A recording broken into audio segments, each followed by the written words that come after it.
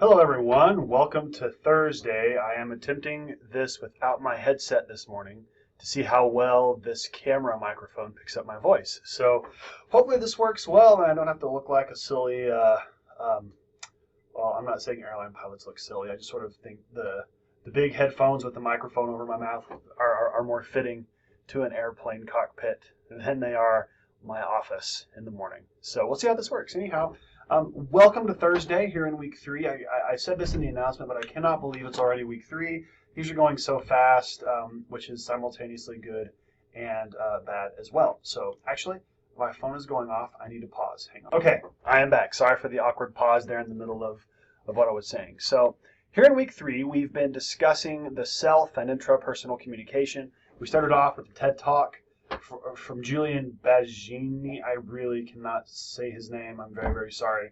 Where he's talking about this idea of our self not being something that's concrete or not being something that is inborn. The self is something that's sort of that is social about us. And hopefully I clarified that in my set of screencasts after you watched that. I've realized in seeing some of the discussion, very good discussion going on, by the way. There's nothing new there. It's been good since we started. So good discussion. But something I was noticing in the discussion is that this idea that our self is who we really are, that is something that is more along the lines of personality. And so hopefully all of that has been cleared up. And I've been trying to respond to the discussion boards to help that stuff be clarified as we need it. So this week we did that TED Talk. We discussed the TED Talk. We then went into the screencast for the week where we explored self, personality, identity. We talked about how our self-talk impacts our self-concept, our self-esteem, and how all of that, how we play an intimate role in how we actually see and understand ourselves in the world with reflected appraisal and social comparison and all that kind of stuff. From there, we on the second discussion board introduced some outside influences to our understanding of ourself. So far the response has been good to the Century of the Self. I find that documentary to be one of the most fascinating things on the face of the planet. There are actually 4 parts to it. If you're interested, look them up. They're all free online right now. Or if you even want to buy the DVD, you can buy the DVD relatively cheaply, I think, through Amazon. So it's really good stuff. I chose to show that documentary because it's important for us to become as intrapersonally competent in our communication as possible. And for us to do that, we don't just need to know ourselves. We don't just need to start paying attention to our self-talk. We have to let that examination also lead us into what some of the outside factors are. What are some of the outside voices possibly that we're picking up and we're bringing inside? And so you did a really good job in the discussion so far of pointing out the consumerist self, of pointing out how there are outside factors influencing our self-concept, our self-esteem, our self-talk.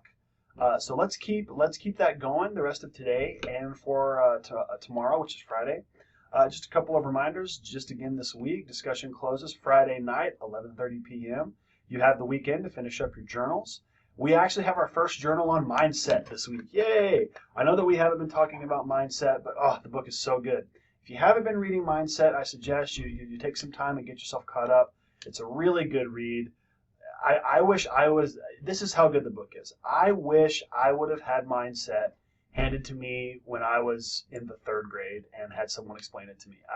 I couldn't have read it in the 3rd grade. I mean, I could read, but not something that level. But to understand the power of a growth mindset is so important. And so your second journal is about that. Couple of quick announcements in my last minute or two here. Number 1, watch for your grades. They're starting to pop up. I've been grading discussion boards, not just reading and replying, so grades are starting to pop up. Really good journal entries too. Those grades are going to be appearing over the next week as well. So please be watching for that. Also, there's one thing I really need to make sure I am showing you, and it's that next week is the first option for a spring break. So I am actually going to make myself disappear. I want to show you something real quick, okay? I would definitely get out the course schedule, or if you printed it. If you don't have this, this is posted in the Getting Started module with the syllabus. I would take a look at this and I would just figure out when you're going to take a spring break. Folks, you're entitled to a spring break. Take a week off.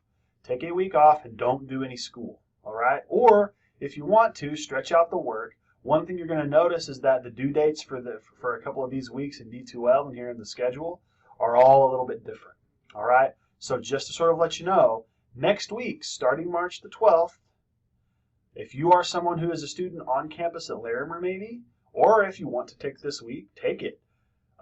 You can take this next week off. So I broke it up with LC means Larimer campus, okay, or Larimer County.